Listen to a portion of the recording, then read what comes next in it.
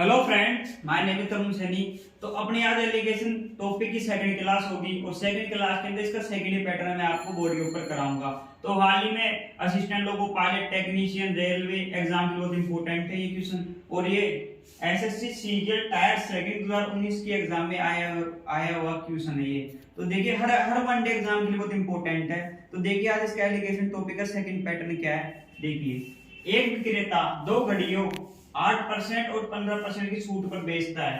दोनों वस्तुओं का कुल अंकित मूल्य 2100 रुपए है। यदि कुल छूट 12% है तो दोनों वस्तुओं के अंकित मूल्य के बीच का अंतर ज्ञात करिए। समझ में आ गया? क्वेश्चन क्या कहना चाह रहा है कि दो घड़ियां हैं और उनकी छूट दे रखी है कि पहली घड़ी पर 8% की छूट दे रखी है और दूसरी घड़ी पर 15% की छूट दे रखी है, और दोनों का ही अंकित मूल्य दे रखा है 2100 रुपए। दोनों का अंकित मूल्य 2100 रुपए। तो क्वेश्चन कहना चाह रहा है यदि दोनों पर कुल छूट 12% है तो अंकित मूल्य के बीच का अंतर ज्ञात करना है। तो ये क्वेश्चन अपन को बताना है, समझे आप? तो इस क्वेश्चन का उत्तर अपन को चाहिए।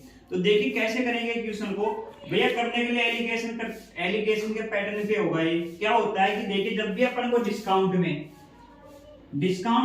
के अंदर अपन छूट देते हैं, मान लो डिस्काउंट पहली वस्तु पे D1 डिस्काउंट है, दूसरी वस्तु पर D2 डिस्काउंट है, तो कुल डिस्काउंट होगी D आएगी। तो डिस्काउंट देने के बाद हमेशा अपने पास क्या बचता है? एमटी। डिस्काउंट किस चीज पर दिया जाता है? डिस्काउंट हमेशा मार्केट प्राइस पर दिया जाता है, अंकित मूल्य पर दिया जाता है। तो डिस्काउंट का रेशियो आएगा जो मार्केट प्राइस पर ही आएगा, यानी मार्केट वैल्यू पर ही आएगा। हमेशा डिस्काउंट अंकित मूल्य पर दिया जाता है। कभी भी हम डिस्काउंट में एलिगेशन लगाते हैं तो रेशियो मार्केट प्राइस का रेशियो आएगा, समझे आप? मार्केट प्राइस का रेशियो ही आएगा,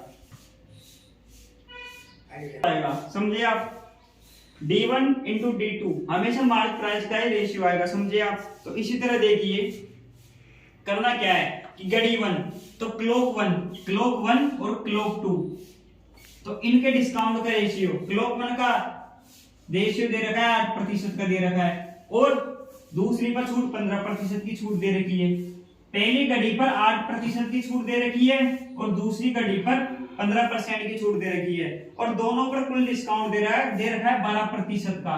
तो मैंने आपको पहले बता दिया, डिस्काउंट का रेशियो लेंगे तो हमेशा अपन को जो रेशियो प्राप्त होगा वो मार्केट प्राइस का होगा, मार्केट वैल्यू का होगा। तो मार्केट प्राइस का रेशियो आ जाएगा। अब देखिए कर लीजिए, डिस्काउंट में तो कुल डिस्काउंट में से एक संख्या बड़ी होती है, एक संख्या छोटी होती है। तो 15 में से 12 गए तो 3 बच गए, और 12 में से 8 गए तो कितने बचेंगे भैया? 4 बचेंगे। तो ये मार्क प्राइस यानी अंकित मूल्य का रेशियो आ गया कि पहले घड़ी का अंकित मूल्य का रेशियो 3 है और दूसरा 4 है। अब इन दोनों का मान दे रखा है, अंकित मूल्य का टोटल वैल्यू को मान दे रखा है। देखिए रेशियो 3 और 4 है। अब समझिए आप? हाँ, अब देखिए 3x अपन लोकल मतलब आपको और इजी तरीके से देखिए, रेशियो आ गया 3x का 4x का रेशियो आ गया। अब देखिए मार्क प्राइस का मान दे रखा है 2100 रुपए दे रखा है। तो दोनों को जोड़ दो भाई, 3x और 4x को जोड़ेंगे तभी तो दोनों अंकित मूल्य आएंगे, और दोनों अंकित मूल्य के मान 2100 रुपए। तो 4x प्लस 3x का मान क्या हो गया? 7x हो गया ना। 4 प्लस 3 7x। तो भैया देखिए 7x का मान दे रखा है इन्होंने 2100 रुपए दे रखा है, समझे आप? बहुत इजी तरीके से मैं आपको बता रहा हूँ। देखिए 7x का मान 2100 रुपए दे रखा है, और अपन से क्या पूछा है क्वेश्चन ने? इन दोनों का अंतर ही तो पूछा है अपन ने भाई, पहले अंकित मूल्य और दूसरी घड़ी के अंकित मूल्य के अंतर। तो इन दोनों के अंकित मूल्य का अंतर क्या होगा? 4x में से 3x गए तो x आएगा ना भैया, भाई अंतर आएगा।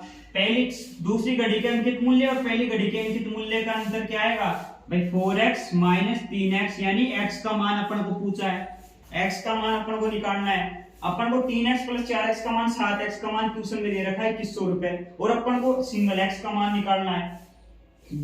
दूसरी घड़ी और पहली घड़ी के अंकित मूल्य का अंतर निकालना है। तो 4x में से 3x को x का मान अपन को निकालना है। तो 7x का मान 2100 रुपए, समझे आप? है ना? 7x का मान 2100 रुपए है। तो x का मान क्या जाएगा? 2100 रुपए में 7 का भाग लग जाएगा, समझे आप? तो 7 3 2100 रुपए। तो x का मान क्या आ गया? 300 रुपए आ गया। तो दोनों के अंकित मूल्य के अंदर अंतर कितना आ जाएगा? 300 रुपए का अंतर आ जाएगा। तो देखिए मैंने आपको समझाने के लिए कम से कम 5 मिनट दिया है इस क्वेश्चन को, और आप अगर इस क्वेश्चन को इस पैटर्न से करोगे तो आपको 30 से 35 सेकंड के अंदर क्वेश्चन हो जाएगा। अगर आपको लगता है कि ऐसे इस तरह के हर पैटर्न के क्वेश्चन आपको बोर्ड के ऊपर कराता रहूं जिससे आपको एग्जाम में फायदा हो, तो चैनल को लाइक करें, सब्सक्राइब करें, वीडियोस को शेयर करें। Thank you.